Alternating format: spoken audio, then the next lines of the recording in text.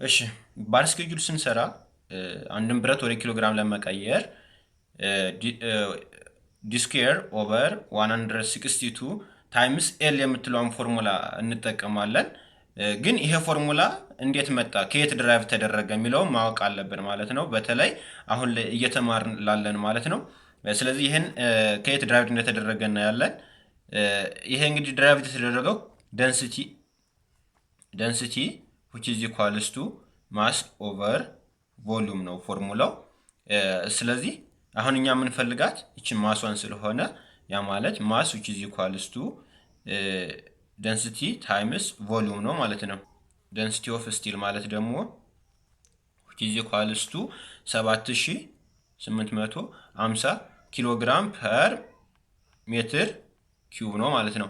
ስለዚህ አሁን ወደ እንትናችን ስንመለስ እንተካዋለን ማለት ነው። እዚህ density of steel ላይ ማለት ነው 7850 ቮሉም ማለት ደግሞ ኤሪያ ታይምስ ኤል እንደሆነ እናውቃለን።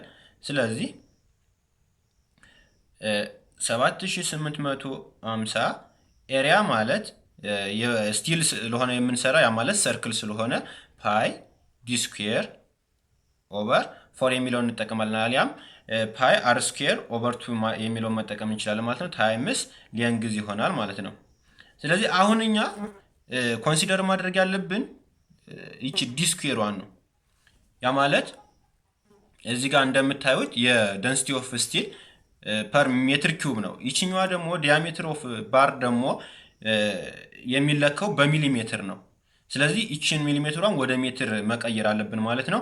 ስለዚህ የ1 ሚሊሜትር ስኩዌር ሲሆን ደግሞ which is equals to 1 times 10 the power of -6 ሜትር ይሆናል ሜትር ስኩዌር ይሆናል ማለት ነው። ስለዚህ እቺ ለዲ ስኩዌሯ ነች እቺኛዋ ለዲ ስኩዌሯ ነው። ይሄ ማለት ደግሞ which is equals to 1 over 1 times 10 the power of 6 ነው ማለት ነው። ስለዚህ አሁን ምንድነው እቺ ዲ ስኩዌሯ ይቺኛዋ እንዳለች ማወቅ አለብን ማለት ነው። እዚህ ከታች እንደምትካፈል ስለዚህ 7800 እዚህ ቅንበልና 7850